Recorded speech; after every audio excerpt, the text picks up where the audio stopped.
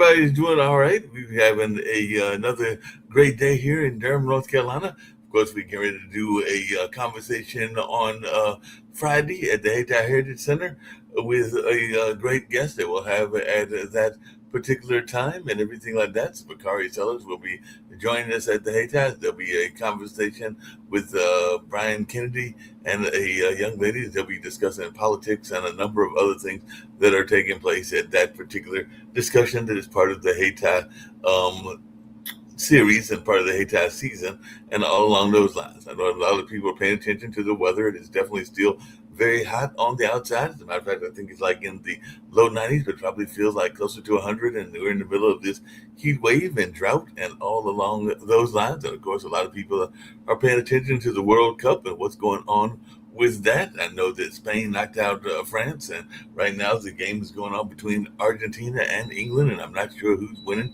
but I'll try to find that out and see what kind of details are going on in that space as well. So, like I said, a lot's going on in the world, and we're always glad to be having conversations with a lot of great folks and seeing what's happening in their world and what they've got going on as well.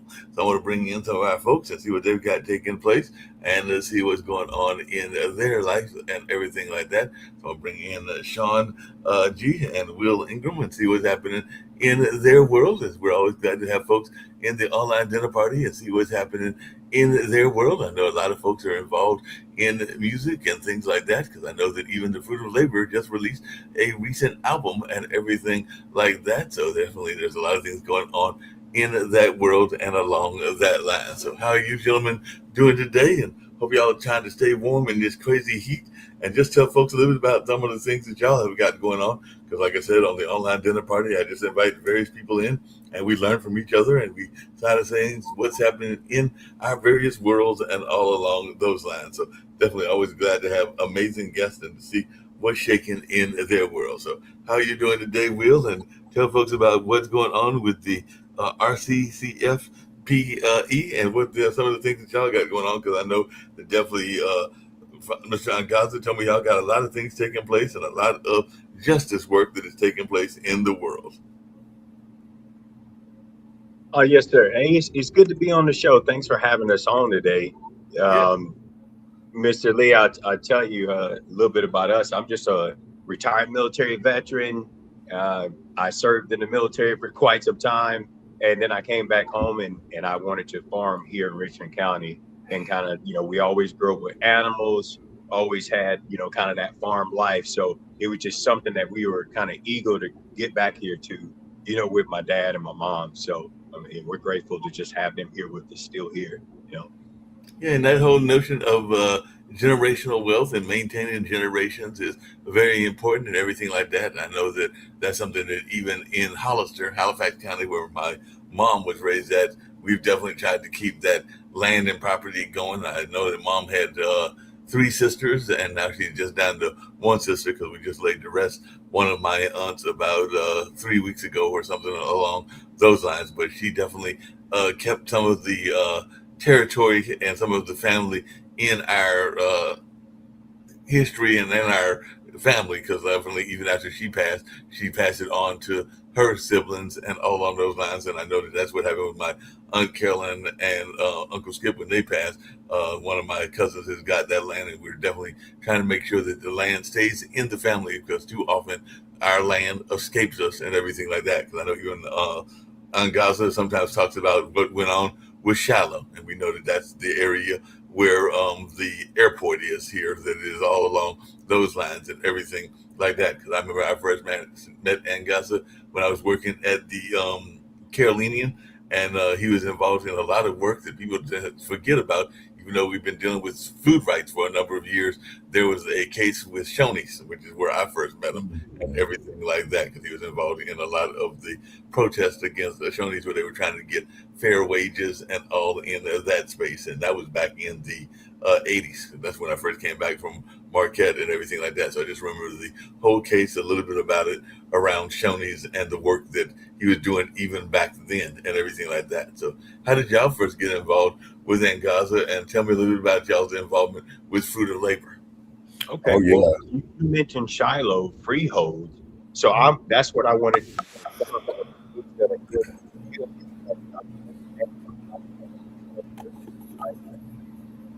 Yeah. Oh yeah. Yeah, so Shiloh, and you know, we're farmers in Richmond County. Richmond County, we're in Rockingham, North Carolina, not to be confused with Richmond, Virginia, or all the other Richmonds. We're on the border of Cheraw, South Carolina, and Rockingham. Right. So that's where we're located. We're farmers. I'm a retired Navy. So you know, we have issues around clean water, and meeting Gaza and the Fruit of Labor and Black Workers for Justice, a lot of work that they did around the Imperial Foods fire in Hamlet, where 25 Black women were murdered. Um, they advocated for his imprisonment, in which, you know, he did go to prison. But you know, as farmers in Richmond County, and Black landowners, and you know, having our family farm and things of that nature, and trying to continue our legacy, you know, industrial pollution has occurred for years, starting from that incident with the Imperial Foods fire, where those women were murdered. So you know, we've been lone advocates in our community, but with Shiloh and Black Workers for Justice and the Fruit of Labor, understanding about our family farm and being current farmers, and the pollution that exists in Richmond County, with issues along the lines with Enviva, which is a wood pellet mill, also industries, meat packing plant industries like Purdue, that are terrorizing our workers and poisoning our local streams and rivers, and dumping waste. Other things like this Amazon data center, Right. right? So connecting with Black Workers for Justice, connecting with the Fruit of Labor around these social issues, land issues in our Black communities, our indigenous communities. We've been here since, I like to say, time immemorial. Right. So, and we have a lot to talk about. We have a lot to discuss, and how we come with solutions around Black land loss, around our farming communities, around our Black working communities, and how it relates to, you know, the pollution and the contaminants in the water. And how do we make this not just a movement, but an actionable item? And I'll let Will talk about the Richmond County Coalition for Justice and Black Empowerment and its founding. Yeah, please do tell us a little bit about that founding and everything like that. Because as y'all were talking, I was thinking about the incidences, because it's not just here in North Carolina, but it's throughout the country as well. Because I know there was a lot of issues around water contaminant in Michigan and other places as well. So I know that even though the Justice, Black Workers for Justice is known around this area in the Southeast, I do know that y'all also pay attention to a lot of things that are taking place nationally and even internationally as well, and everything like that. So I think that y'all have been involved to some degree with the fight, that what's been going on in Detroit, and some of the things that have been going on. So definitely share with us a little bit about the founding of the organization, and maybe even some of the alliances that y'all are working with. Because I know in talking to Ngaza, I was remembering that it was a few years back that we went down. I went down with a friend of mine that was a comedian, and we went down to Charleston at the Longshoremen Union when they had the conference down there and everything like that. So I was down there with y'all in that particular space. I think that was maybe, it was before the pandemic, so it was probably about 5 or 6 years ago, and all along those lines. But definitely share with us a little bit about the founding of your organization, and even some of the alliances that y'all share with other people that are going through some of these fights, like the folks in Detroit. Well, you know, just making that connection with, you know, Black Works for Justice and their connection with our community, about advocating just for not contaminating our land and our water, right? You know, they had, what is it, Copers company there polluting contaminating their land. Here in Richmond County, you know, many of the folks here can't drink their water. It's not drinkable. I mean, it looks like dark, muddy water, and it's not just because of settlement. This is because of, like, Flint, Michigan, and other communities like that. The infrastructure is just outdated, and you know, with these new corporations coming in and sitting where they sit. And in our Black community, specifically here in Richmond County, most of the corporations that moved in, and they only replaced the old mills, the exact location that the old mills used to sit and get, all of their free energy, because they had, the mills. It was a windmill that was a water mill that was running behind it. And so it was free energy. And so a lot of those places, they moved in where they didn't have to outsource for anything. It was really free enterprise. It's what you call capitalism, right? At the detriment of the community. And so there was a lot of promises made way back in 1950s and the 60s during urban renewal to bring new housing and new infrastructure to our communities. And, some part of those things did happen. But here we are in 2026, 2026 with the same issue. So we came back home, just looking into this situation of what's going on with our family members. There was a high rate of cancer issues in our community. A lot of people were on asthma pumps. A lot of people are having to go to dialysis, and they're from the age of 30 to 50. And that's not, I'm only 44. And so when I recognized that a lot of people that I grew up with they were passing away in their sleep, they were passing away from having to do dialysis and put through that strenuous situation. And, the numbers are too high here in Richmond County for us not to bring red flags to us as military veterans. And also just as people from here that really want to make sure that our family members are protected. And so that's what made us connect with Black Works for Justice and organize Richmond County Coalition for Justice and Black Empowerment, so that our community would have somewhere to go to voice their opinions. And not only that, to get their water tested. That's our water camp. That's what we offer is our water campaign, is to offer free water testing for our residents. And that's the only thing we knew the first thing to do is to kind of what is in our water, so that we can actually have an honest conversation about what is here, what's happening, what is in our air. And so that's what made the creation of the coalition, is just that. And so we're a coalition that brings in other organizations like Black Works for Justice, like Blueprint North Carolina, Clean Water for North Carolina, Clean Air for North Carolina. And we want to bring those organizations here to Richmond County so that we don't have to restart all the work that's going on around North Carolina.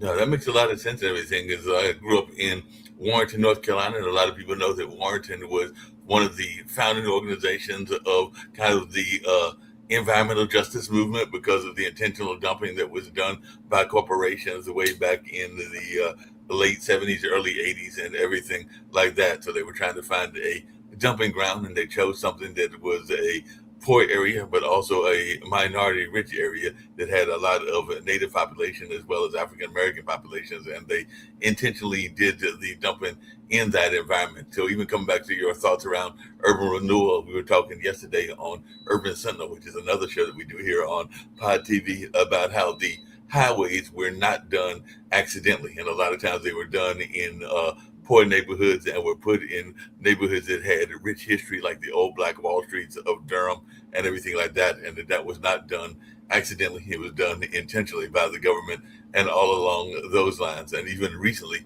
I had learned, I was watching Instagram and social media and heard about a town called Friendship. And I think that that's over there, like you're heading toward Fayetteville, but it's part of the Falls Lake community and all along those lines, because apparently y'all are both military veterans and everything like that. There were some intentional efforts to create lakes, man-made lakes, by kind of like burying over existing communities. And apparently Friendship was a minority community that existed in North Carolina and all along those lines, but it is actually what is at the bottom of Falls Lake and everything like that. I think there were two other towns. I don't remember their names off the top of my head and everything, but it seems like they were poor neighborhoods that were intentionally flooded because they might not have had many residents or any residents at that particular point and all along those lines. And that's what they created Falls Lake and probably some of the other lakes that exist as well. So it sounds like both the lakes and the highways were intentionally created as a way to destroy vibrant communities and everything like that. So I just wondering, if y'all have heard of this story about Friendship and some of the other intentional efforts to kind of destroy our historical neighborhoods, even like the way that they destroyed the Black Wall Street, not just here, but down in Florida and other places as well. So, how much of this history have y'all learned or been learning just in your own research and everything like that? Well, great point that you make for Richmond County and Rockingham. We always talk about our history in Richmond County being so historical, dating back to before the founding of the United States. And that's our family and community historical records. So, with that being said, we live on one of the biggest rivers in between the state of North and South Carolina, which is the Great PD River, which sits alongside Richmond County and Anson County. Anson County was created in around 1749 from which would be at one point Bladen County. So with that historical record and knowing that the Great PD River in our historical record, that when we look into these dams, we look into these lakes, we go into Montgomery County, you go into Stanley County, these other surrounding counties of Richmond County, the rich history is there about how they drove these highways, how they built these dams. We have West Baden, which is in West Baden, which is in Montgomery and Stanley County. I'll let Will, really give some background on some of the lakes in our communities, historical Black communities that have been excavated, right? That's the word. They have been excavated to the point of a no return. And there's a lot of historical records that Will can speak to, and I'll let him have the floor on that. Please. Yeah, I mean, you asked that question of how much have we researched.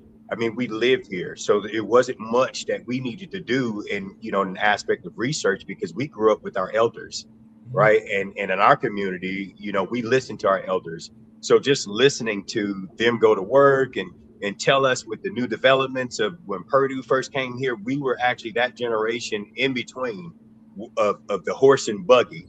Right. And I know it's funny, but it's literally there were still people when we grew up in the 80s and the 90s that still use the horses and buggies. Some people still do it today voluntarily. And some people refuse to get cars and drive right where we live at just because they've never wanted it. They never wanted to be a part of that. And so, contacting with people like the concerned citizens of West Baden over in Stanley County, Montgomery County, one of the organizers over there, his name is Richard Leak. He worked at a place called Alcoa, and a lot of folks don't know the history of Alcoa here locally. Alcoa, when it was first organized back in the early 1900s by the Reynolds family, a lot of Black displacement happened over there. Baden Lake is there because that was the property farmland that belonged to indigenous Black people. There's a site over there named the Hardaway site that is tracked a part of where we come from, which is called the PD Culture Settlement, right? Town Creek Indian Mound. That's where our family members are buried at. There's 28 known sites. One of our elders in our community, he always advocated for protecting our land and our water and making sure that it wasn't contaminated. Back in 1983, there's a doctor in Ellerby. His name was Dr. Rankin. And Dr. Rankin, he notified the EPA consistently, and he was updating them, telling them, hey, you can't build these dams. You can't do this because you're going to pollute these sites. You're going to uncover these burial sites. He said, we identified 28 known sites here in Richmond County, between here and Stanley and Richmond County. And if you flood this area, it's going to not only contaminate our water and contaminate these natural areas where eagles, fly and nest year round, but it's also going to uncover many of these burial sites. And, they looked at that as an opportunity for them to go in during that period and intentionally excavate this land, remove these bodies of these persons and our family members from these mounds. And sometimes they used the land, and sometimes they used the dirt, and sometimes they didn't. Right? But we always knew they existed here. We always knew these things were here. It's just the fact that other people knew they were here too, and they had a purpose. So it's not only about flooding people's land and not using it and then creating a false sense of the need for electricity. A lot of folks already had a source of electricity if they wanted it. Yeah.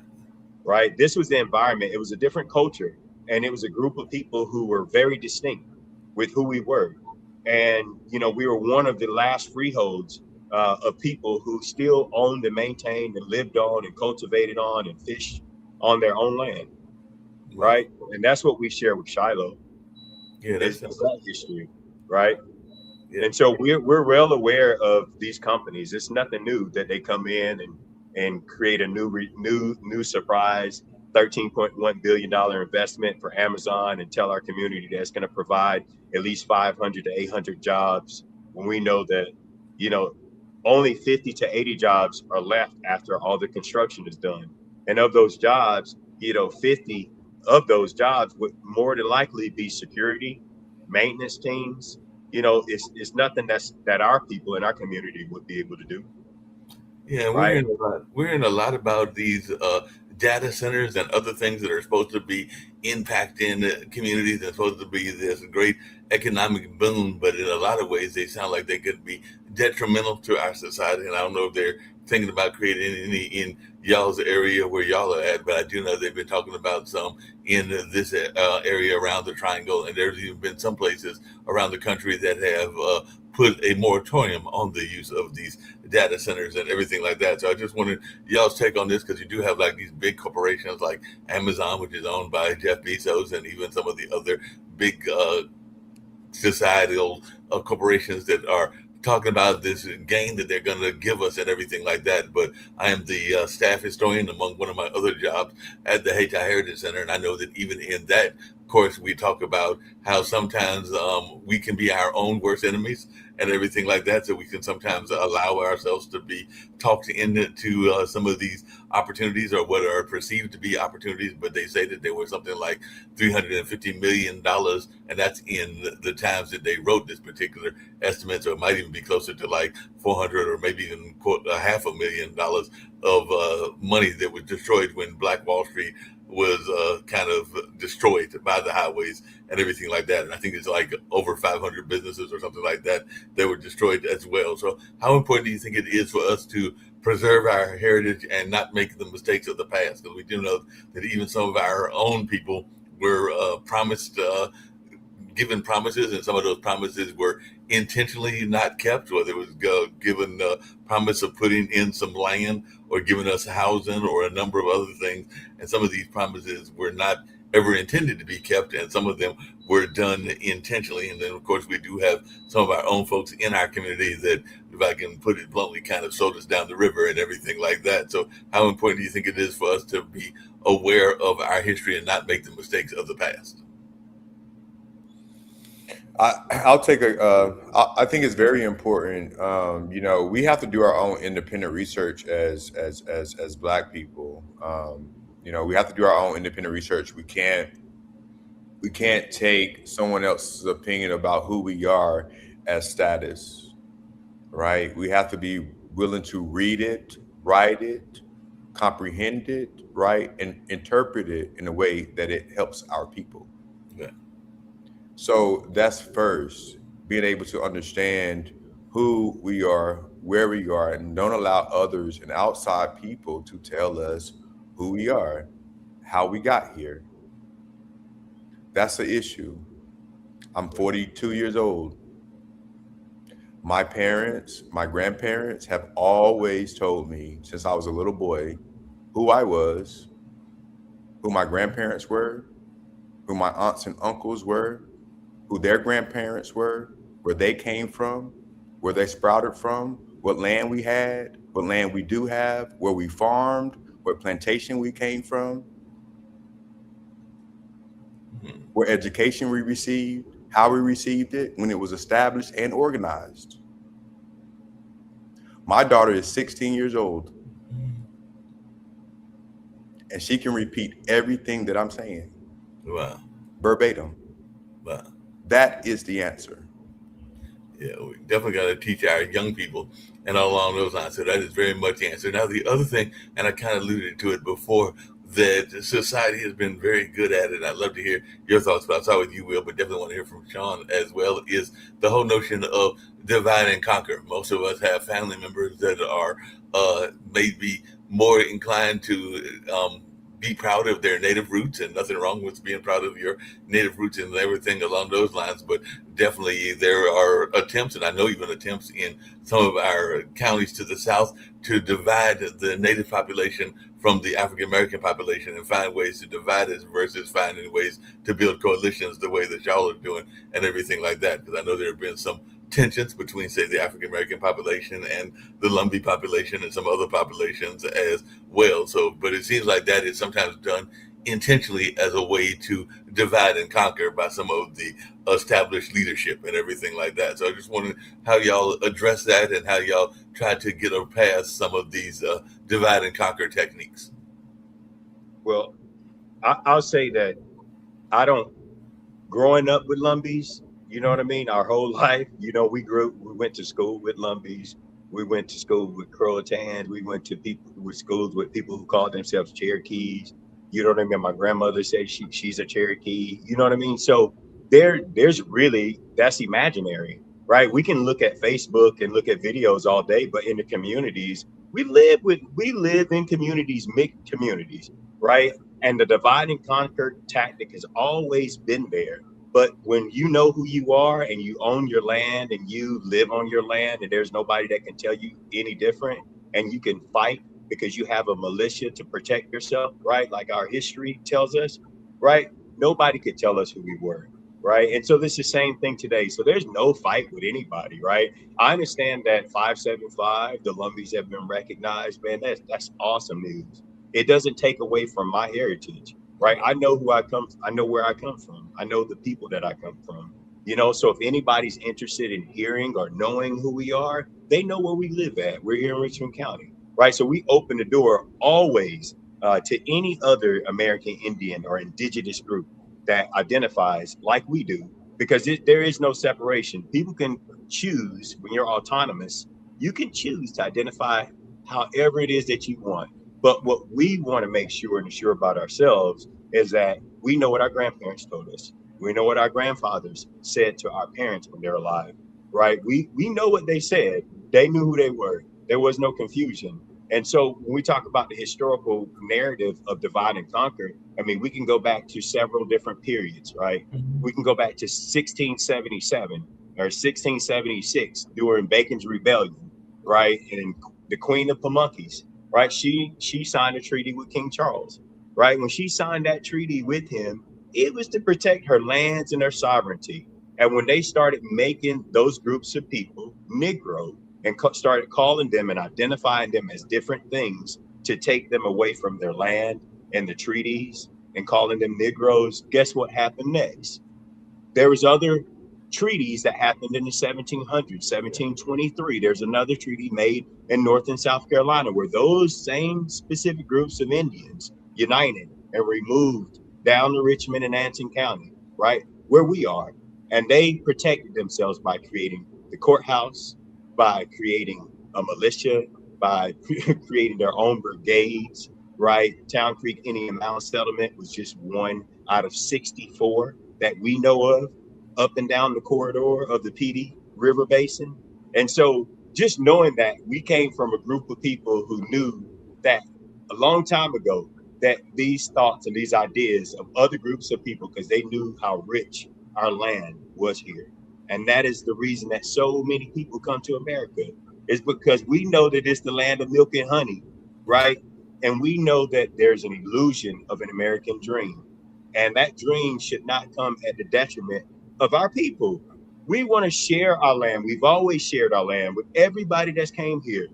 You know what I mean? We've always shared it, right? But in 1769, we had enough, right? After we got our land, we petitioned in 1769. We were the very first in America to fight and create a constitution right, for our people, right? And we said we will not be taxed without representation. Right. This is our land. We recognize who we are. You can call us white, black, mixed blood, doesn't matter what it is. This is on paper and documented. It's not me talking. Mhm. This is documented, right? And it's a historical value that if you don't open a book and you don't read and you don't search for these things, you'll never find it, right? But they advocated for it in 1769. So what was the reason that we were fighting in 1776? And then people in 1790 started identifying as one or two things on a federal census record that had nothing to do with state rights or state sovereignty, right? And Right. so preserving our history and the divide and conquer tactic, one of the last times that they did it was in 1866, right? And then they tried to tell us that, you guys are Negroes. But hey, somebody 200 years before us said, hey, we ain't Negroes in Virginia. Right. We're Indians. We already know that, right? We're indigenous to this land. So stop trying to remove us off of paper, right?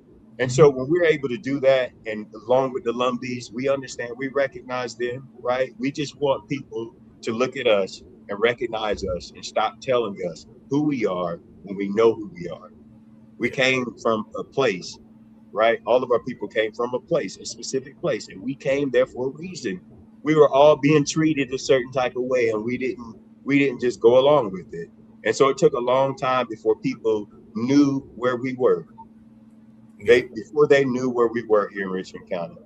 Yeah, that makes a lot of sense, and all along those lines, I know that a lot of times people don't realize the importance of the militia, even in our own communities and everything like that. But I just wanted, could you speak to that historically? Because I know that even being a fan of the Black Panthers when I was growing up and everything like that, I do know the importance of even us having our own the ability to defend ourselves in our communities and all along those lines. And that's actually kind of what the Black Panthers were about, and they brought a lot of positive things to the community that people don't realize they should get credit for, whether that's the Head Start programs or whether that's some of the feeding the elderly and the poor programs that exist that the government took over and all along those lines. But I just wondered y'all's thoughts around this notion of us having our own militias and everything like that. I know that definitely Malcolm X was a supporter of that, and we had our own Malcolm X school here in Durham in the late 60s until the early 70s and everything like that in that space. But there were even some of the people that were into the peace movement, Martin Luther King,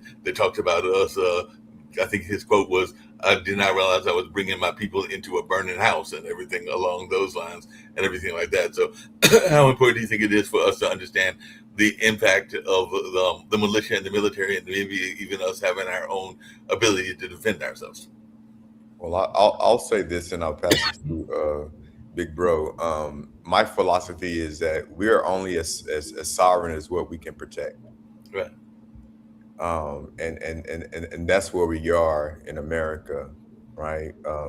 And Malcolm X, is my childhood hero. First book I ever read, and really, really put me in the mindset of protecting myself and my people. And I'll tell this story. When I joined the Navy, in my first week in boot camp, we're all lined up, like robots, at attention, and my recruit division commanders are coming in and they're asking the question, who all came in here to die for your country, right? Everybody raised their hand like popcorn. I didn't raise my hand. I called it the unpopped kernel.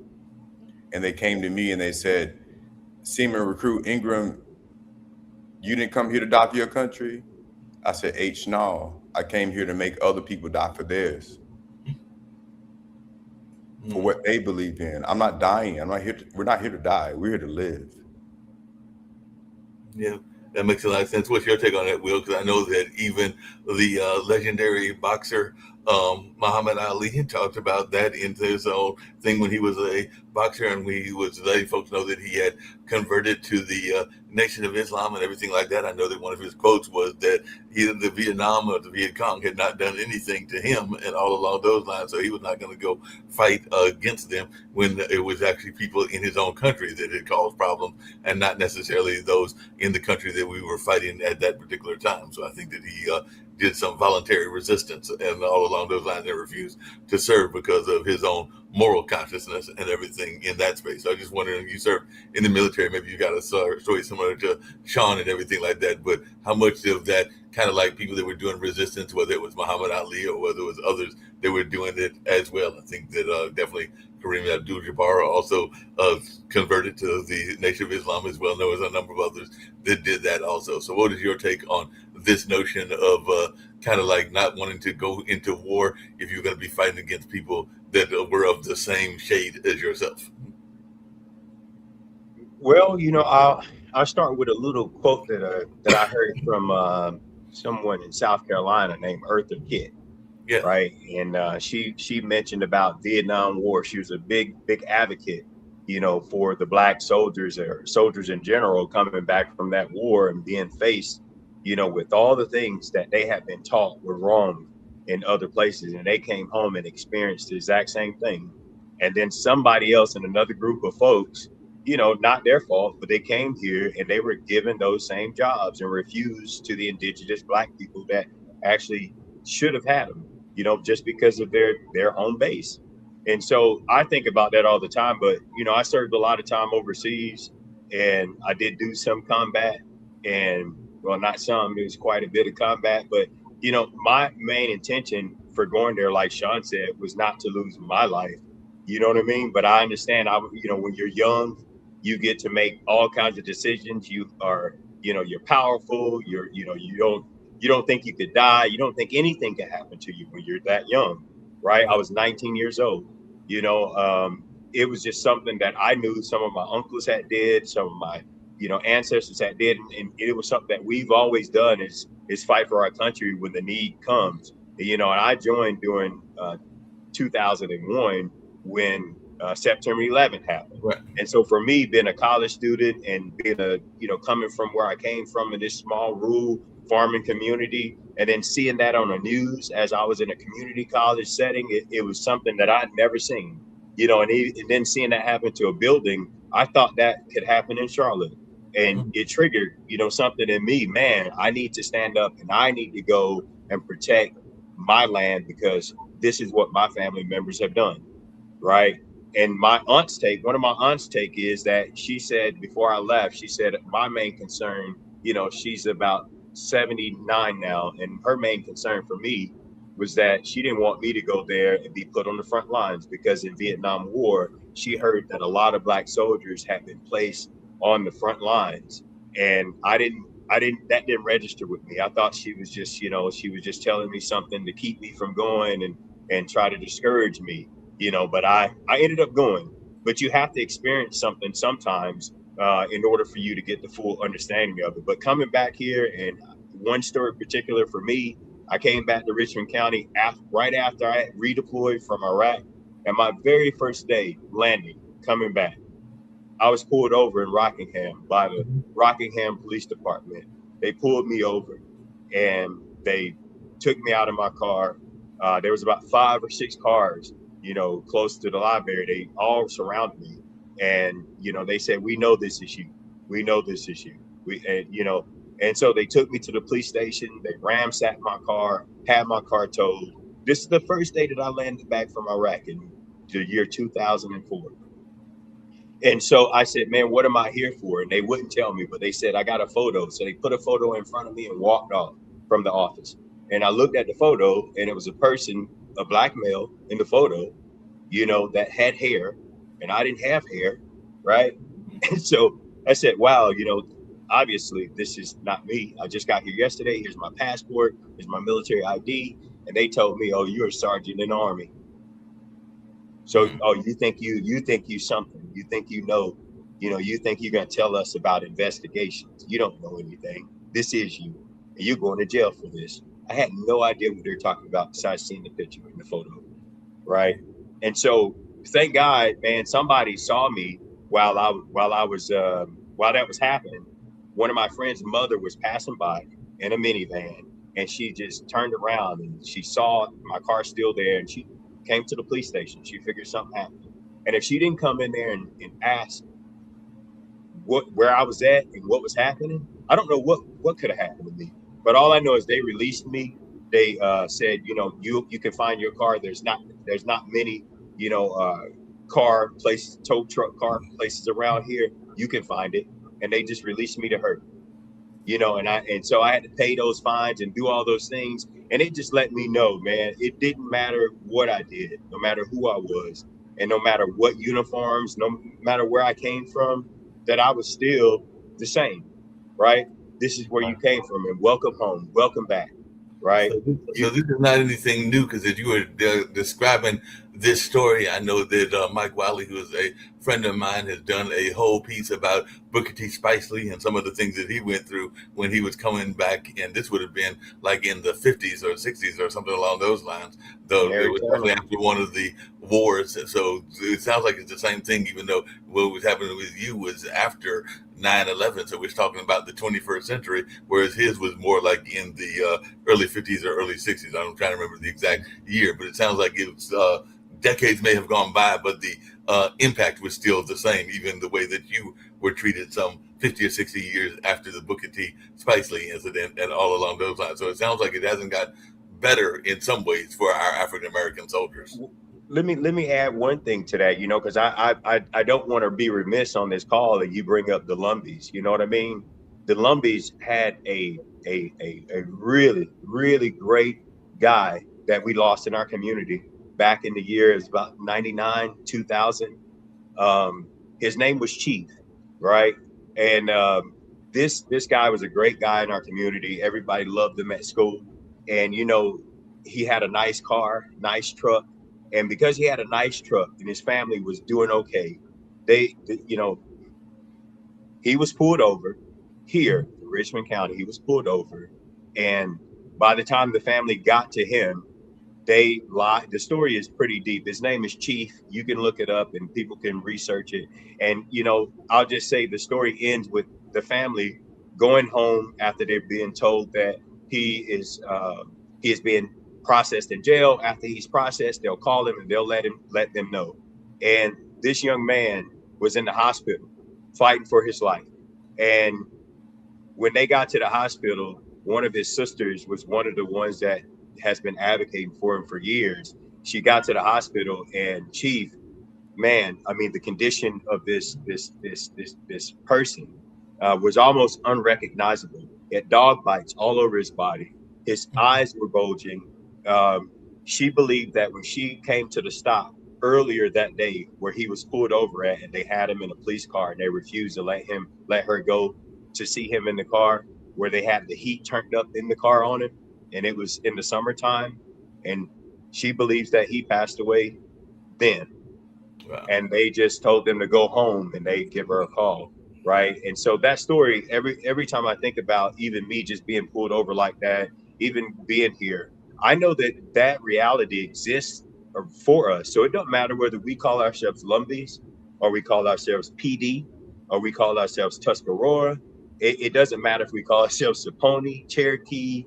If you look like us, if you look like this, if you got dark skin, just like the same people they met when they first came here, when DeSoto traces his history, when David Ingram does a story, and David Ingram's narrative from Queen Elizabeth, and he comes through all of these areas of the PD, all the tribes, and he meets all of us, right? And that's why we carry this name today, right? It's because of him, 1500s, right? So our history is deep, but we got to continue bringing all of these things from the past right to the future, so that we can identify that there isn't a break in our history. There isn't a break in our stories. We're connected to the Lumbees. The Lumbees are connected to us. The Cherokees are connected to us. We're a whole family if they would just allow that to be, and just bring truth, truth to power.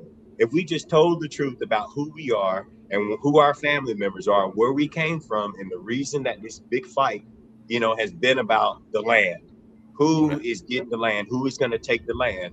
All while the United States, the federal government, the state governments, all the corporations are taking all the resources from our land. They're depleting our resources. And I don't understand why nobody wants to fight about or even speak about our rock quarries, right? And the damage that it's doing to our communities, right? There's just so much damage and so much value there And the fact that people are frustrated. I mean, they're frustrated here. I mean, they can't live in their houses because the house is shaking. Their Right. water is coming up muddy because they've dug for 70 years in this rock quarry. They've dug in this rock quarry so deep that they've started digging in 3 different locations now, new locations in other Black communities where the Black people once owned the land, but possibly lost it due to fraudulent, tax sales or liens or corporations just coming in and, getting just one person.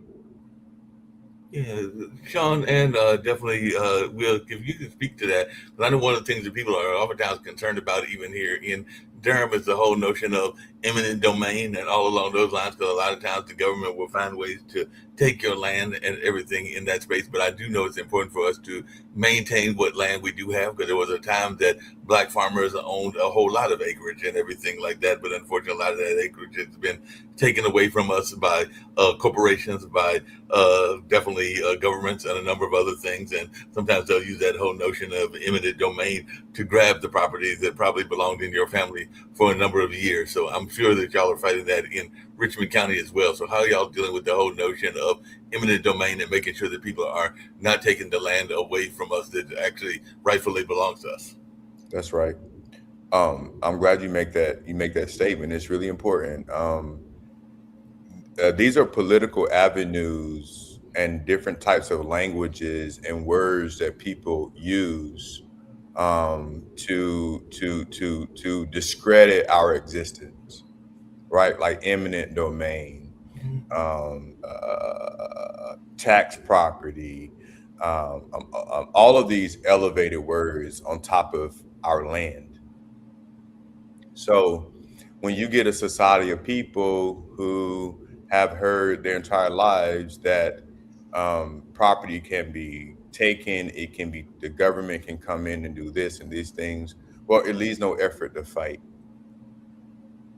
Yeah. It's already a sealed deal when you hear something like eminent domain or Amazon data center, $13.6 billion. That money, that eminent domain word doesn't scare indigenous people. Doesn't mean anything. It's, money, numbers. The only numbers that we're concerned about is the numbers of the people that live here, which is 42,000 in Richmond County. There's Right. no other number besides preserving those lives that are here. There's no number that's important. And you talked about dividing before. I mean, that is our whole entire community, right? Whether they identify as white, Black, indigenous, African American, Mexican, Hispanic, Portuguese, doesn't really matter, man. The thing is that we can't allow people to continue to tell us in a language that we don't recognize, right? Right. I don't recognize that. What does that mean? Right? It's the same thing that it means when they say they won't recognize us, right? That's the language that they're using, right? So since we don't recognize their language, that's the problem that we have, is making that connection with people who are willing to translate that language, right? Because that's all we need. It's not really how do we translate our documents that we have, right? We have documents that tell us that from time to time, because we placed our land in trust with the state and the General Assembly of North Carolina, from time to time, we're supposed to be recognized in order for them to set monies aside to help whatever we need in our community. It was a promise, right? And it didn't say for a limited time. This was a perpetual agreement. When you mentioned, the militia earlier, the United States military is supposed to protect the indigenous people here. And that includes a little thing that they used to refer to as Negroes and Indians, right? They're both in the treaties. We're both in there. Whatever you want to call us, they're both in the treaty, no matter which way you look at it. So eminent domain has nothing to do with that. We can layer, they can continue to layer with laws and things like that. But underneath all of that is the fact that we own our land and we still have it. And the issue is we can never lose it. As long as we live on it and we're here to protect it, we can never lose it. And, and I don't talk about politics. Well, I do talk about politics, but I'll tell you, there's a story about a certain place right now where they're doing this exact same thing, where they're moving into people's houses, taking their land, and then saying that it's ours. It belongs to us. It was promised to us. Well, we have the promise written down, right? So there's nobody that could tell us the promise that even if it wasn't written down, that it wasn't already given to us because we're the only people that's always been here. Yeah, that makes a lot of sense. What do y'all say to the? Because you mentioned that there is that population that is down there in Richmond County as well. I know a lot of people that are of Latin population and everything like that. They're concerned about what ICE is doing or not doing, and all in that space. So I'm thinking that part of your coalition probably also includes some of the people that are fighting for their rights in the Latin population. Because I do know there's a growing Latin population that exists in that community as well. So how are y'all helping them in their fight? Because we do know that ICE is just sometimes randomly going and picking up people without even asking questions as to whether they are from this country or not. And my understanding is some of these people have been working in the community for a number of years, maybe even decades, and had their jobs and were solid citizens and everything like that. But ICE is still going up there and scooping them up and sometimes taking them to countries that weren't even their native countries. They might be taking them to a whole country that wasn't even the country that they were originally from. And like I said, sometimes it's second generation people, so they've never been to the country that they identify with and everything like that. So how are y'all dealing with the whole ICE situation? Because we know that's a big conversation that's taking place here in North Carolina as well. Yeah, that's right. A lot of things, having a background in international background. I used to work internationally in Taiwan and Southeast Asia for many years, so I can understand where this immigration has a huge effect on the not just the people but the economy and things of that nature. So one of the things that we do in our coalition is try to unify around clean water, things that really affect us as a people. We're human first before we are anything, and you know there's certain things that we have to do together. We have rainbow. Our family is rainbows, right? People in our community, we're all a rainbow. So we're in this fight together. We're all one people essentially, but we have to really organize around. You know, People in Richmond County are dying. Every day, right? And there's so much political stuff out there that you know that I don't even know where to go, because we have to establish some type of protocol for educating everybody in our community on what's going on in from a propaganda standpoint, Mhm. right? And how much control do we really have, right? And I don't really speak of certain organizations and certain things when it comes to certain particular politics because it gives it too much power. Right. Yeah, that makes a lot of sense. You don't want to give power to folks that don't deserve the power and everything like that. You talked about clean water, and I know clean water has been an important issue, not just here in North Carolina, but throughout the country. There have been incidences dealing with it in Florida. Of course, there have been incidences like we talked about in Flint, Michigan. I want to say that there was even incidences when Hurricane Sandy took place way back when in New York and everything like that. So clean water can definitely be an important issue, and sometimes it is things like with Hurricane Sandy, and even Katrina down in New Orleans, that are natural disasters that can also impact the water quality as well. Because I remember going up, actually, it wasn't with Angaza, but it was with another group that he knows, the Solidarity Center, and we went up to a conference that they were involved in, and all along those lines in New York City. And I remember seeing that was the cleanest I'd ever seen the bridges going into New York, because they had kind of got cleaned out by Hurricane Sandy when that took place. So the highways didn't have as much graffiti because they had got cleaned out by the weather and everything like that. I'm sure the graffiti is back now, but at that particular time, it was cleaned out by what was going on with the hurricanes and everything like that. So, how much are you connected with other organizations and other places around the country and maybe even around the world that are facing these issues? Because we know it can be an issue. We have a gentleman from Bangladesh that is on this network quite often, and it can even impact other countries like Bangladesh and places like that. So how much are y'all connecting with global communities as well as communities here in the United States that are dealing with this clean water issue? Well, yeah. So with the coalition, I mean, we're really trying to, we'll use say of the data center because when we look at this Amazon data center and this AI stuff, like this really has really connected the world, right? In a sense, when it comes to all of the world's pollution. So when we're organizing with the Environmental Justice Network, when we're organizing with Clean Water for North Carolina, and let's not forget National Conference of Black Lawyers, who have been really tremendous, really help in our fight for clean water, really trying to bring those different networks in from across the country and people with really different ideas on how we center this, not just locally, statewide, but really international.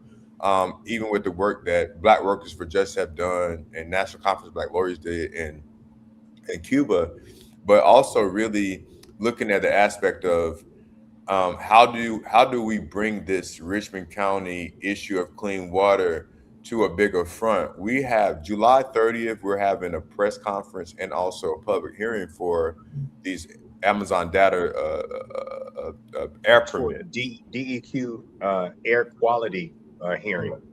It's the Thank first you. time that we're going to be able to speak for this Amazon data center. Their proposal is 57 gas turbine generators for the data center, and these generators are huge. And so our connection with the community and making sure that we touch base with the other organizations here in Richmond County is the concentration has been on the water. And the main reason it's been on the water is because without that water, we can't live here. We can't grow our food because we're farmers. We can't clean the produce when it comes through, or even the poultry. And so it's been a huge deal for us to make that connection with our water, with our contaminated water. And you say internationally, as far as internationally, Sean's had a trip to Memphis. I've been out in Kansas, and making Kansas announced that they were going to have a new data center over by the stadium. And so I was able to be there and be present and kind of understand what was happening here in that community, because the same situation in Richmond County and any other community like Memphis, the people that is affecting, they look like us. Yeah.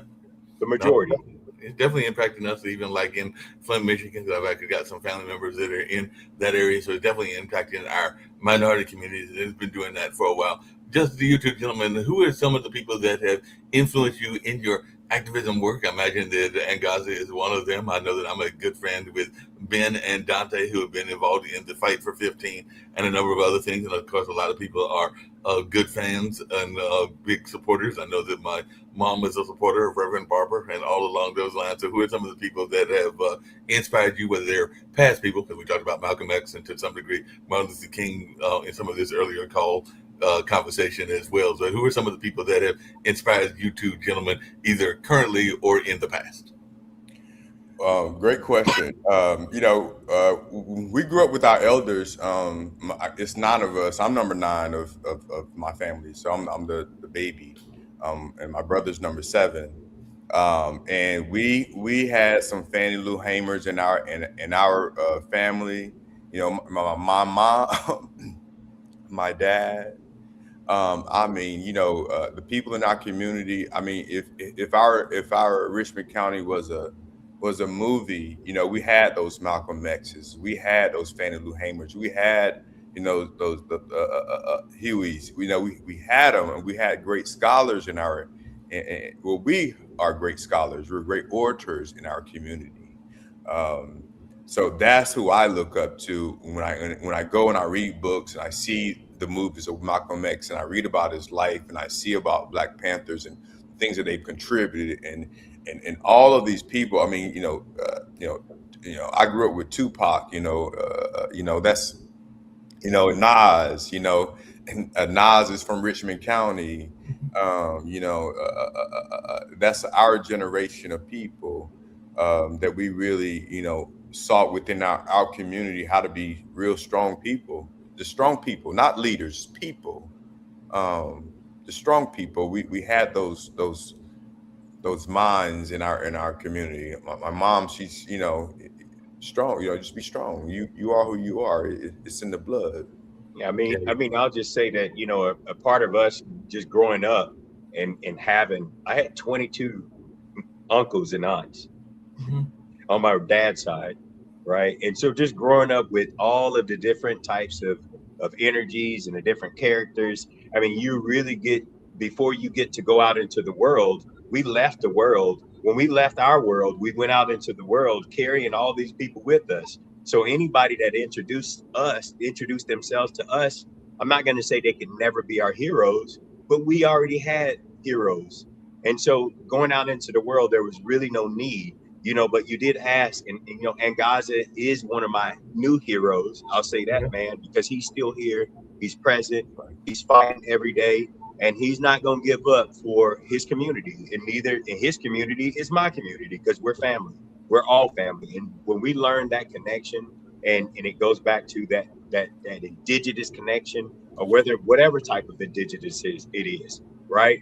Um, we know that our job is to protect our land, protect our air, and protect our water, right? And Vietnam veterans like Robert F. Williams, who is one of my heroes, right? He was right here next to us, next to in Monroe, right? And so that history and that narrative of him having to come back, and me being here in 2026, and that was in 1956. Right. I can't fathom the fact that here I am, here we sit, and I've refused to play the game of redoing things that my ancestors have already done, and that Right. folks who are sitting in positions are already aware of, that they need to address. And so that's what we live at, is in this world of reality where politics, eminent domain, rules, laws. This is a lawless country. That's what we see it as. It's lawless. Can you not? If people can't see that this is a lawless country right now, you can't see it, and you can't believe that we can't simply take care of people right now and provide them with a decent place to live, a decent wages if they choose to work, or Right. give them the option to create their own entrepreneurship like they always have, like we always have. So those are realistic things that I know that would take people out of the constant concern that they have about their life and about just living, right? We always just wanted to be, right? That's the only thing my grandmother used to say Robert, we just want to be. We always just wanted to be left alone. Just leave us alone. Let us be with our children. Let us be with our grandchildren. Let us go fishing. Don't come to us with, what are you doing there fishing? You need a permit. What are you talking about? My grandmother and my grandfather, they didn't know anything about that. They had been fishing at these places and moving on their land without being unmolested. That's the right word, right? And so Yeah. we know the reality of where we came from and where we're headed. And so there is no confusion about that. We just want to allow people to steer us in the wrong direction. So thank God for, I say thank God for people who are present, but thank God for people like Gaza, my father, my mother, Nathanette, and these pillars in our community that are still here, still present, and still willing to fight for their families, no matter what color they are, no matter where they come from. They're willing to fight. Yeah, they willing to fight on a regular basis and everything like that. I know one of the things that Angaza talks about, and I mentioned that they got a new CD that's either out or about to be out and everything like that. But how important do you think it is for us to use our cultural voice, whether that's poetry or whether that's music or a number of other things, to get these messages out? I'm not sure if either of you two gentlemen are part of the singing group that is part of the whole narrative and everything like that. But how important do you think it is for us to use our cultural voice in order to get these important messages out there? Because I know that definitely Angaza and his son has been very much involved in that, because I know the son is also a producer in addition to being a musician himself as well. So how important do you think it is for us to have that cultural aspect? And like I said, I'm good friends with Dasan Ahanu, who is a poet here in the area and all along those lines, and is about to actually get married in October, if I remember the date correctly, because I was teasing him about that because it's around the corner. He's like, I'm not nervous yet. Ask me that in September. I might be a little bit more nervous because it'll be closer and everything like that. But definitely, how important do you think it is for us to use our cultural voices? State of Emergency. That's the name of the album, State of Emergency. State of Emergency every day. It's really important. We're storytellers, And when the people first arrived on the shores of the Petey River, they heard voice. They said they heard voices of angels, Mhm. right? And I'll tell you where that voice of angels were coming from. It was coming from Holly Grove Church, Okay. right? Back in the 1700s. And it drew the voices of the people from the land and the water, drew people in, right? Their voices drew them in. You know, that they had that what they call the vibration, right? They were vibrating the people. There's many different ways to speak languages. We can speak languages by voice. We can speak languages by singing, our singing voices. You know, birds do it. They communicate all the time, right? This is really what I call um, primitive Mhm. thing, that how what we use to communicate. But singing is the way that we do it. You know, using drums, using sound. We've always communicated in that fashion. It really it's soul, right? It's soul. That's how our people communicate with each other, through our soul, and through our voices. And it's not even necessary what we're saying is what's vibrating from our soul. So I think it's really important to to make sure that's a part of our culture, because people don't even understand that that is a part of our culture. That's how we communicate, through voice, through sound, through singing, through drums, choirs and odysseys and what they call jubilees. Mhm. There's so many things that we do to communicate. Singing isn't just about having a good time. So, We're sending a message. So that's why the Fruit of Labor Singing Ensemble, some of their songs are some of my favorite ones. I love to get up and dance for sure. Yeah, I Um, tell you, Martin Lee, we have a good time. You know, it's not always about having a good time, but when the energy and the message and the spirit connects, it's a great thing. And so when you go to that culture center and you feel that connection, and then you can go back home or go back to your community and you feel that sense of state of emergency because you got the message, man, I think it's the only way. It's what we've used for a long time to tap into each other's frequency, and it taps into a place in us that resonates, you know. So because I think it's very important for us to be a part of it. And whenever we there, yeah, I'm not gonna it's say some I good can sing. songs. I ain't gonna It's say I can sing, but man, I really do. I get the feeling that I'm a part of their group. yeah. Yeah, and along those same lines, I don't think he's that far from y'all in Richmond County, but a good friend of mine. I need to get in touch with him because I think we share, if I remember correctly, matter of fact, I know we share the same birthday, which is July 1st, and everything like that. So I just had mine 2 weeks ago. But Gerard Morrison is the founder of the John Coltrane Music Edutainment Festival, which is there in Hamlet. And I know that a lot of times he can even give you a whole breakdown of people in Hamlet and the surrounding areas in terms of their connection to Hamlet and the Richmond County and a number of other things. So he's definitely an advocate for preserving Coltrane's local legacy and history, but just that history and legacy in general, because he knows like a lot of those political figures that are in that area. And I know whenever I run into Gerard, he can spend about 30, 40 minutes just giving you a breakdown of the people that are connected to the history of that community and all along those lines. So I was wondering if y'all have tapped into Gerard and some of the things that he's doing with his edutainment festival that I know that he does on a regular basis. So, I actually just talked to his niece 2 days ago. okay. So that's our next. That he's my very next contact or connection, right? But I know Jared. I don't know him, but I know him in the community. I've seen him around. I've seen what he's done for the Coltrane Museum and how he brought that to life. He's also a military veteran, and Yes. so him just bringing that whole aspect back to life and bringing Coltrane back home, right Right. where he belongs. There's a lot of people that come from this community. We got a lot of football players that are developed and they grow and they're bred and born from here and they go out. And so, our one thing you bring up is that connection. That there's so many of us here that know so much about our rich history that when we come together, it's just like it is fulfilling. You know what I mean? And so that place, I've been there to the Coltrane Museum. I've been to the biggest, one of the first central hubs, which is the Right. Seaboard train station here in Richmond County, down in Hamlet. I mean, that hub, the hub that it used to be, it's crazy that that was centrally located between going to New York and Florida.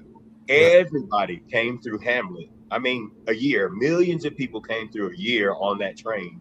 And so just to kind of really connect that museum and the heritage and the people back together is a great time. And it's right time. It's time to do it right now. No, that history is very important. I know that my grandmother just recently got a award named after her and everything like that because she was the founder of the first black library there in Raleigh, North Carolina. So the Richard B. Harrison Library was founded by Molly Houston Lee. I think that was back in like the 40s or 50s, way before I was born and everything like that. But she literally had to go walking around the neighborhoods of Southeast Raleigh and get people to give money in order to build that library, and that library is still existing today. And there is actually the Molly Houston Lee collection that exists. If you come to Raleigh and go there, you can see her collection. And like I said, it was last year that they named an award for her and everything like that. So Andre Van gave me a copy of the article. I think it was in the Triangle Tribune where they had done a publication about her. So the next award this year will be the second one. And I know that I think Dad went to the first award. I did not get a chance to make it, but hopefully I'll get a chance to make it to some of these other award celebrations because she was definitely a vital part of our history and all along those lines. So I definitely am a big fan of history, both with my own family history, but also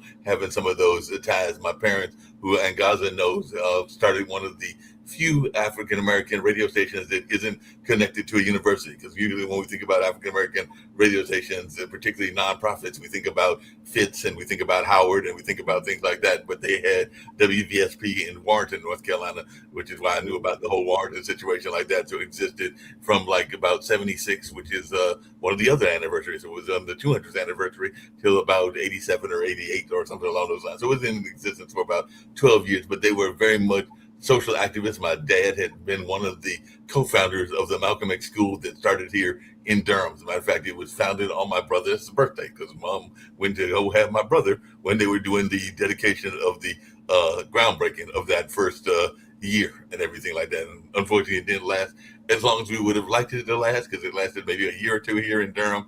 Then it moved to Greensboro, and then it doesn't exist anymore at all. So it only lasted for a few years, but it impacted those of us that were around even when we were only kids, because I would have probably been 69. I probably would have been 7. So Malik was born, and there's a 7-year gap. I would have been so like 7 till maybe 12 would have been the time that center existed, and all along those lines. But definitely, the radio station has impacted me, and it was good getting to meet Angaza. And like I said, I got to meet him for the first time when he was doing that whole fight around Shoney. So he told you about the Shoney's fight and everything like that, even in his own history and telling stories of what was going on. Because I remember at that time I was working at my second newspaper, because the first newspaper I had after graduating Marquette was the Garner News, and the second newspaper was the Carolinian, which I worked at for 2.5 years before starting to get involved in more cultural activities and history activities and the Hayti Heritage Center and a number of other things that I'm still involved with to this day and everything like that. So did he ever tell you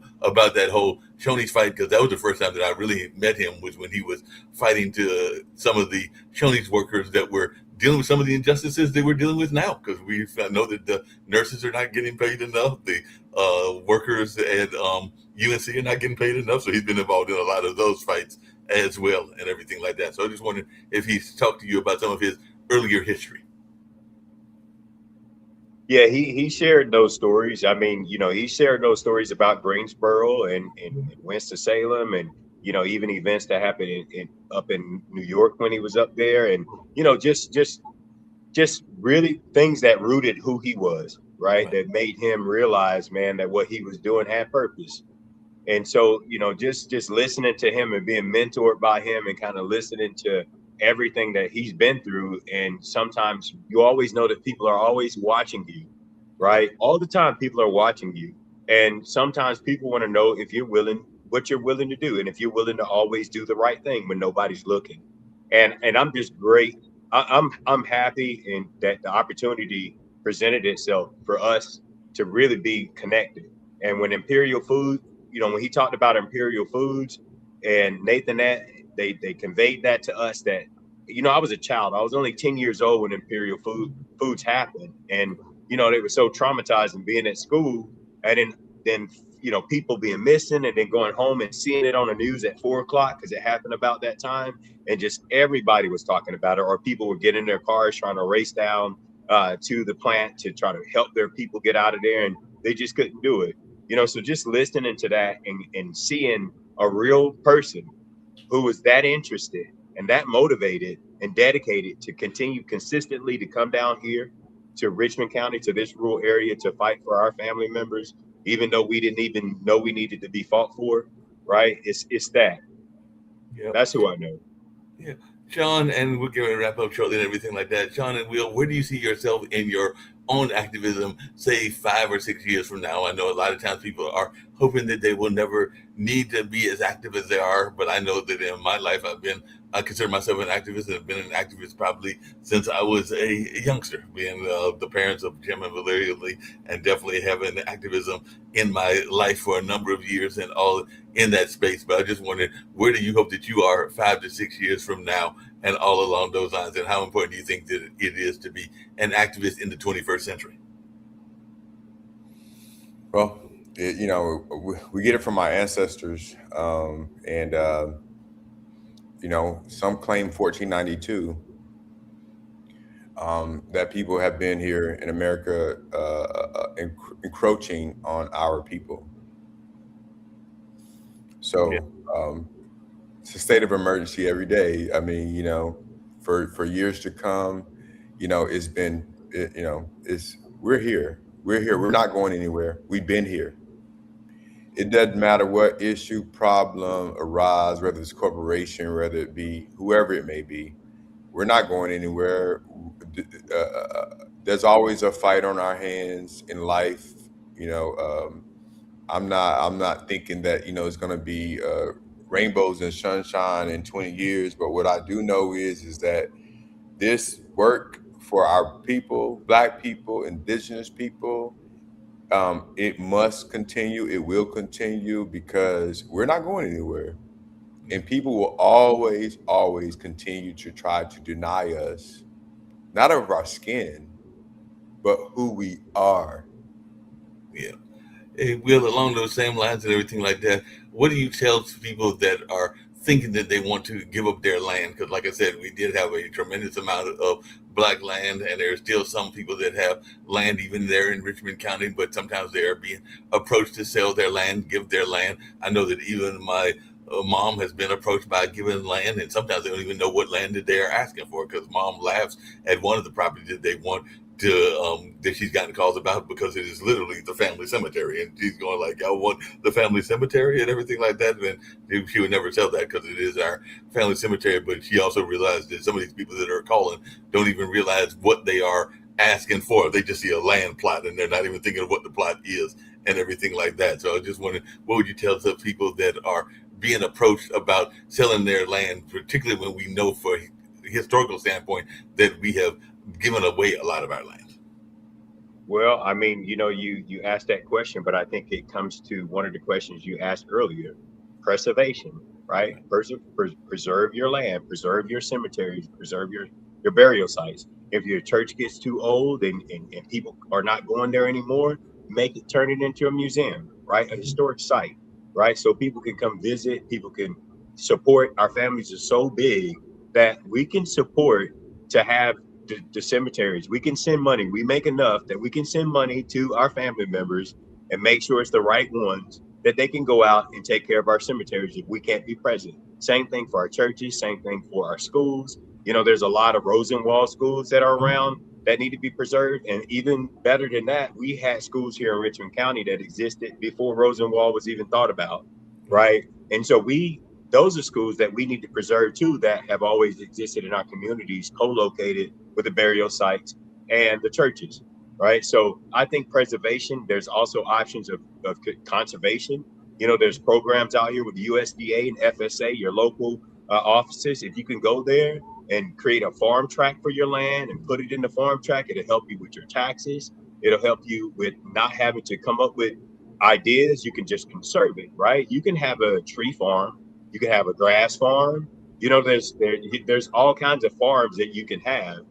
People just need to recreate ideas in their head of what it is that we can do to preserve our land, right? They're not making new land, and a lot of people don't have land. They don't have a place that they can say, this is my home. This is where my people are buried at. All of my family members, right? And so that's my answer to that is preservation and conservation, right? Historic. Make them historic markers, right? But we need to get on that as Black folks, right? Just to identify the importance of our historic communities. There's a lot of them. And we need to start making sure we put our stamp here so that the people after us won't come here. And just like Shaka Zulu said, what happens when your children and your grandchildren and my grandchildren are here? Will they believe that the land is theirs then? Or will they still remember that they came here as guests? I said that you bring that up because I know here in Durham there is a whole community that has been fighting to preserve one of those cemeteries, which is the Gear Street Cemetery community, and all along those lines. So they've been doing a lot of preservations. And like I said, I work at the Hayti Heritage Center when I'm not doing stuff here on this podcast network, and also working with a testing company, which are my three primary jobs and everything like that. But I do know that at the Hayti Heritage Center, that is what it is. It is a former site of the St. Joseph's Church, which still exists, and all along those lines, but it became a cultural arts center back in 1975. So last year we were celebrating our 50th anniversary, and this year is our 51st. And like I said, Bakari Sellers will be there on Friday. So the day after tomorrow, he'll be in town talking about politics and some of the things that we've been talking about as well, and all along those lines. So he'll be there giving a discussion. There's Brian Kennedy, and I'm trying to think of the young lady, Marianne Tindy, I think is her name, but they will be the ones moderating that discussion and everything like that. So it should be a great discussion. They can go to Hayti, but I've been working with an intern. I was joking with Angaza a couple of days ago. I've been in the field for a number of years, whether it's event coordination or whether it's been and working with the Blues Festival and a number of other things that I've been involved with, including the newspaper world. But I don't ever remember having an intern. So I got my first intern that was helping me with doing some of the history documentation over there at Hayti. We've been finding all kinds of interesting documents, including some statues and some drums and some old pictures from the Blues Festival, including one that featured Isaac Hayes. But we also found a picture of a middle ground, because a lot of people, if they know Hayti, they know that it started as a brush arbor, which means that if it's been like 100 degrees, like it's been out here today and everything like that, people were having church service literally outside. I can only imagine what that would have been like in this kind of weather and everything like that. I was not there, and I'm glad I wasn't there, because I'd rather be in my AC room and all along those lines. But it went from that in 1869, when the freed slaves bought that property and everything, where the church lives, or the center lives now, and where the church used to live. And the church was built in 1891 and everything like that. So they've actually celebrated their anniversary at our location. I think that was right before the pandemic and everything like that. But then one of the pictures that we found was that there was a log cabin. So apparently in between the brush arbor and the church, they were having service in the log cabin. So we just found a picture recently when we were going through documentation and everything like that, but it was of the log cabin. Because I was trying to figure out, I was like, they had to do something in between here, because it's the nice church-like structure now, and that's probably what it looked like to some degree in 1891. And then you had the brush arbor, which means you were having service outside. There had to have been something in between, and now we know the answer. Absolutely. It was a log cabin and everything like that. So they had a log cabin with services. Very similar to our story. We have a brush harbor story, and we know that there was a structure there before the story of the brush arbor. They had already had a building, an edifice that they were worshiping in prior to them being removed to the brush arbor when they got dismissed. Right. Yeah. So similar story and all along those lines and everything like that. Well, you two gentlemen have been great guests. I've definitely enjoyed having y'all on, learning a little bit more about what y'all have got going on, the connection to Angaza and everything like that. There is two questions that I ask all my guests at the end of the show, so I will not be remiss and do it with y'all just because y'all were the two that I had today and everything like that. One is I ask all my guests something that people would be surprised to know as a hobby or an interest like that and all along those lines. Like I used to joke that one of my ex-girlfriends, and it's actually somebody that Aunt Gaza knows, that all along those lines, she tried to get me to go skydiving. I'm sorry, to me, planes have a purpose. They're to go from point A to point B. They're not to fall out of. Nothing wrong with you military folks if you did the skydiving and did some of the parachuting, but I just know for me, that's not something I wanted to do. I did think about doing whitewater rafting, and I may still do whitewater rafting or even the hot air balloon at some point or another. And I definitely am very much involved in word puzzles. I like doing word games and stuff like that. But people have different interests and hobbies, and all along those lines. So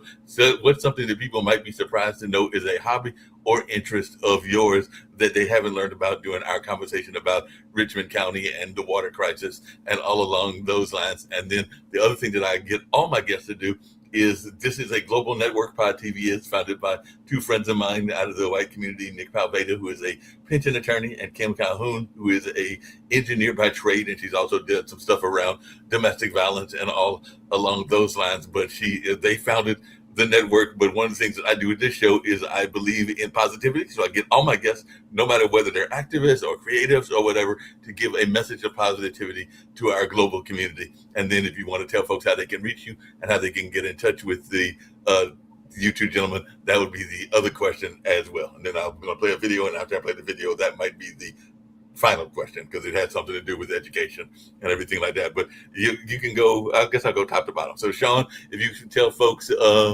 your something that people might be surprised to know is an interest or hobby of yours, as well as definitely a message of positivity and how you can be contacted. Oh, absolutely. So one of the things that is a hobby of mine, I don't get to do it often, but I like to dance. And if you know me, you would think that he's such an introvert. My birthday was June 30th, by the way. So Okay. happy belated birthday to us cancers. But I like to dance. I really just like to dance, just get it all out. That's why I really love about the Fruit of Labor singing ensemble, because they really got some good songs that state emergency. So every time they're singing, I'm in the crowd. Elder knows I'm going to get up and dance. So that's one thing about me. But I could be reached at thecoalitionspeaks.org, or you can contact me at 910-760-1955. Again, that's thecoalitionspeaks.org. That's Richmond County Coalition for Justice and Black Empowerment. And the number you can reach me at 910-760-1955. Oh, and your message of positivity for our global community. Oh, message of positivity for our global community. Stay elevated, every day. Just elevate yourself, be happy that when we wake up in the morning, the sun is shining, know that you're on the side of that sun, and just elevate yourself, whether if it's eating healthy, eating a healthy snack, running, taking a brisk walk.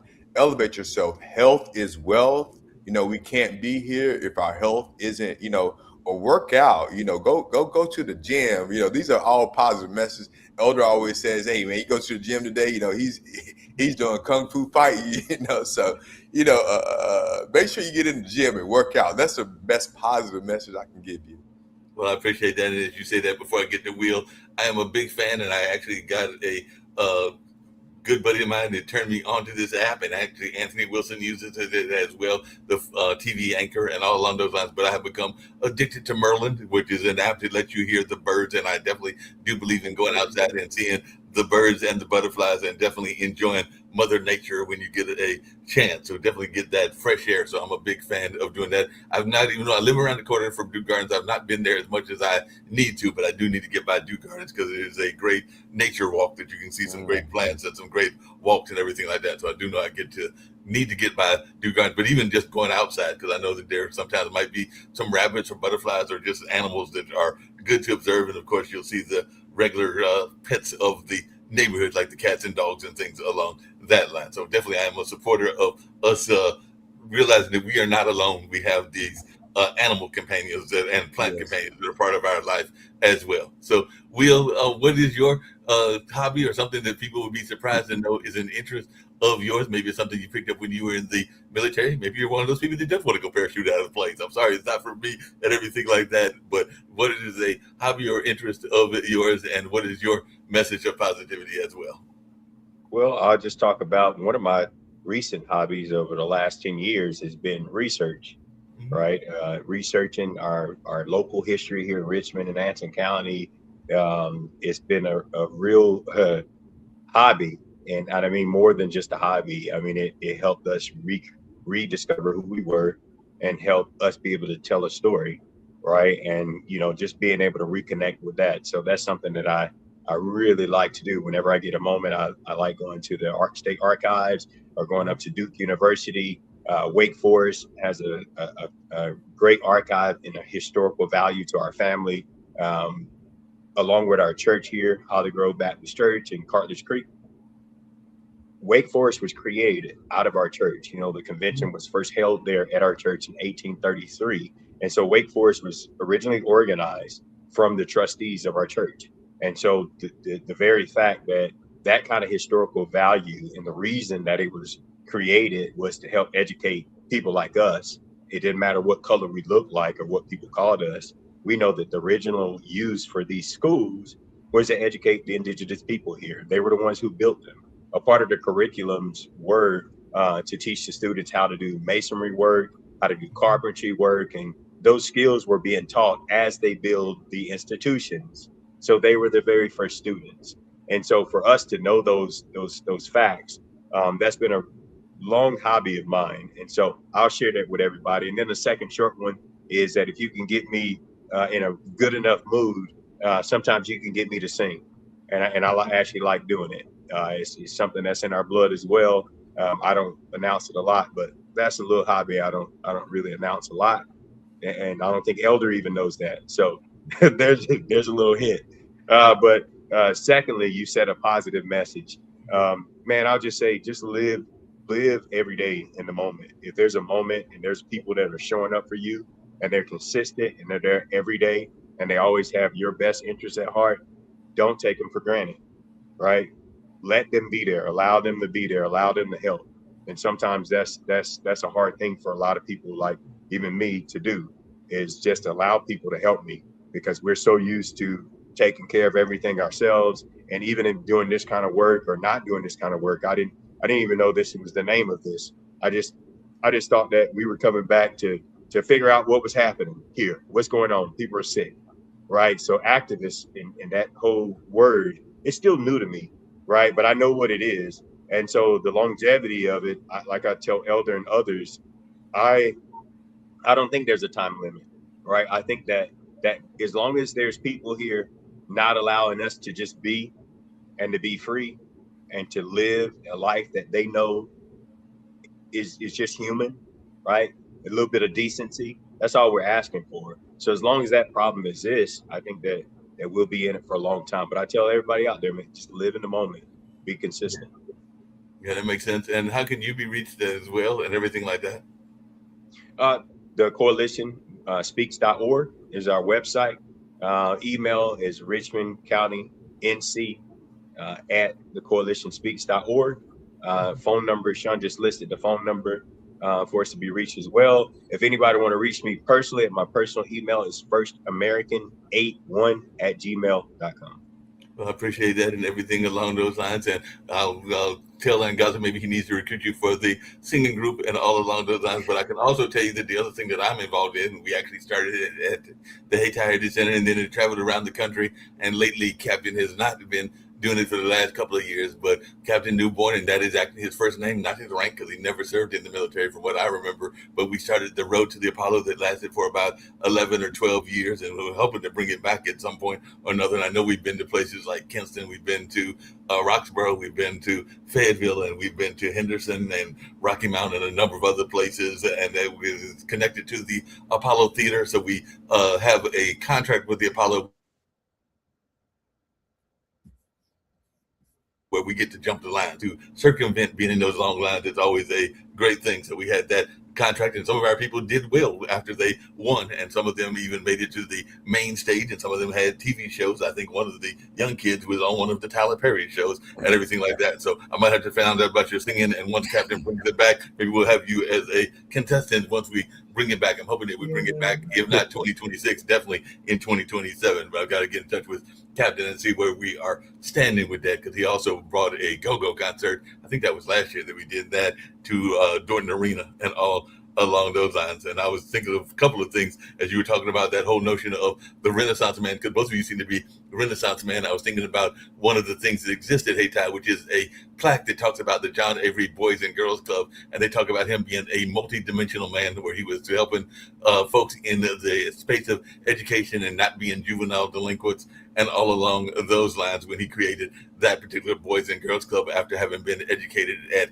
Kittrell College over there near Henderson and everything like that. So I'm feeling like that sounds to me like they're multidimensional man, just kind of like he was talking about in the description of himself and everything like that. So I was thinking about that quote from him, and I was also thinking about another quote from W.E.B. Du Bois, who talked about the notion of the Black Wall Street and how he knew that we could go from cradle to grave and have everything in our own community. So maybe that's something that we can recreate, because he talked about this notion of you could be born in that area. You could even have a suit designed by a person that was a suit maker in our community. You could even have a mattress made by a brother, and all along those lines, and even have some food that was created from some of our local restaurants. So everything was very much in our community during that Black Wall Street of Durham. And there's a famous quote, and I've just kind of capsulized it in a very short description. But if you go to the center, you can hear how he's talking about literally you could be born at Lincoln Hospital, which was the segregated hospital at the time, and then be buried by one of our various funeral homes and all along those lines. So it was a very powerful quote that he made, but definitely I was thinking about those two quotes in conjunction with our conversation and all along those lines, because definitely he was known as a Renaissance man, John Avery was, and I would say W.E.B. Du Bois and even Booker T. Washington, who had a different philosophy, but still was a Renaissance man as well. So I would consider both of you to be Renaissance man in that sense. I'm going to play this video of a guy out of Oklahoma, Tulsa, Oklahoma, I believe, if I remember correctly. And of course, that's another Black Wall Street, but he honors educators. And I am a big believer of honoring not just the educators, but the support staff. So one of the things he talks about is honoring like the cafeteria workers, the janitors, the guidance counselors. And mom was a guidance counselor when she was a youngster in her 20s, as well as the resource officers, which might be retired police officers, and all along those lines. And just some of the people that are involved in the school environment, not just our teachers, but he does honor the teachers, but also the support staff as well. And that might even be the janitor and the secretary also. But I was just wondering, in your own school system, who were some teachers that inspired you or that really motivated you in your own life and everything like that? Then I'll play this video and they will all get out of here in that space. But just before I play that video, who are some teachers that inspired you? Well, I'll say this. I had a third grade teacher. Her name was Miss Meacham. And I had the honor and privilege to actually see her again after I'd say she was my third grade teacher. I'm 44. And I just saw her maybe 7 months ago. And one thing that she's always motivated us that we were all special in our own way, that we were all equal, but we were still different, right? And that was okay. That was the kind of diversity that we had in our class, that we were different, we were still equal, but we had our own levels of equalness, meaning that I might need a little bit more attention than the next person, but it doesn't mean that we're still not equal. One little short story that she told me, she shared with me, was that one of the tasks that she had when she first came to the school was to go and mark whether a child was Black or white.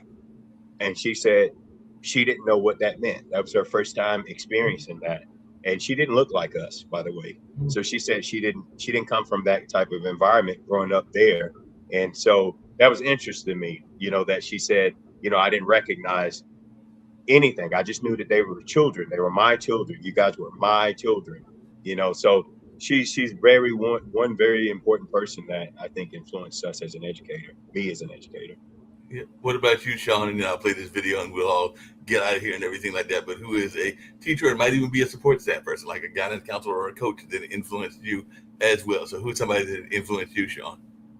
I'll be honest, to transparent. I had some good math teachers, and I think it was my math teachers, and they know who they are. That really really advanced me. I even went back to my high school and taught math. So I love math. I love numbers. So that was really the influence for me in school, because if it's not add up, if it doesn't make sense, if you can't put it into a equation, you don't have a formula, you can't put it in an equation, then you're not going to get the right answer, right? You have to do the work. So that's what my math teachers taught me, is that, Sean, if you don't do the work, you're not going to find the answer. Yeah, that makes a lot of sense. Before I play this video, I'm just going to tell you really quickly, because I mentioned it on the last show when we did it last week. I remember having a physics teacher, and she was fresh off the boat. I think she might have been from Laos or one of the Asian countries and everything like that. But the story I told was that I remember her doing this whole long, complicated formula, because, physics is filled of complicated formulas. And I remember her in the middle of the writing the formula, and her giving the formula on the blackboard, because there was a blackboard back in that day and everything like that. She turned around to us and she basically said, "I'm not sure that I'm doing this correctly," and everything along those lines. So one of the things that my guest said last week, which I had to think about it, because it was not a husband and wife, a mother-daughter team, is that they actually gave her credit, because a lot of people would not admit that they were making a mistake or that they were not sure of themselves. So they actually thought that it was a good thing that she admitted to us as kids, because like I said, I was probably in 10th or 11th grade, so I was probably like 16 or 17 at the time that she was there. She would have been probably fresh out of college, or maybe 23 or 24. So there wasn't that much of a difference in us age-wise and everything like that. But as my guest last week said, that was probably a victory, because at least she was admitting to you that she wasn't sure. And a lot of times we like to walk through life pretending like we know the answers and not admitting that we are not sure of whatever the answer was. So I had to reflect on that story, because I told that story on this show a couple of times, and it actually made sense what the ladies told me yesterday and everything. I mean, not yesterday, but last week, this notion of people needing to accept that they don't always know the correct answer. And if you don't know the correct answer, no need to fake the funk, if I can use that term. You might as well just go ahead and admit that you don't know the answer, and then go back and come up with the correct answer. So as they told me last week, I had to think about that. That actually made sense, that she was admitting her own fault. So that was a good story. That's how you learn and grow. Exactly. That's how you learn and grow. You admit what you don't know and everything like that. So I'm going to play this video of the gentleman from Oklahoma, and then we're going to get on out of here. But you two have been great guests. Hopefully I can get you back on some future shows, and I'm hoping to get Angaza on at some point as well. But I'm glad that I was able to have this conversation with you two gentlemen, and y'all were amazing guests here on the Online Dinner Party, where I bring activists, creatives, and definitely educators as well, and various others on the regular basis. So every Wednesday between the hours of 4 and 6, sometimes it ends a little early, sometimes it goes a little longer and everything like that. But it's always a chance for us to have rich conversations and learn from each other, and all in that space. So I think y'all will be episode 171 or 172. So we've been doing this now for a while, doing the five and a half years of this particular network. And I've been doing the Online Dinner Party for about 3 or 4 of those years and everything like that. So y'all have been some more great guests, and I'm hoping to get some more guests coming. Matter of fact, I got more guests lined up for the next 2 or 3 weeks and everything like that. But I appreciate y'all both being on. So we're going to check out this particular video from the gentleman out of Oklahoma and let y'all get to the rest of y'all's day. Hopefully y'all going to do like me and get to some food at some point, because it is almost dinner time and everything like that. So hopefully y'all will get to dinner, but hopefully y'all had a great time, and I hope that y'all enjoyed this conversation. Yes, absolutely. Thank you, Mr. Lee. No problem. I won't fold, I won't drop until we on time. Only going non-stop. I won't fold, I won't drop until we on time. Only going non-stop. I want to thank everyone for coming to the 2020 TAF Awards. This was a show like no other, people. This is the Grammys for dignitaries, educators, and support staff around the state of Oklahoma and worldwide. We cannot do this without the support of the people. So we thank you, I thank you, for being such a dedicated supporter to this movement for the Teachers Appreciation Foundation. I thank you. I won't fold, I won't drop until we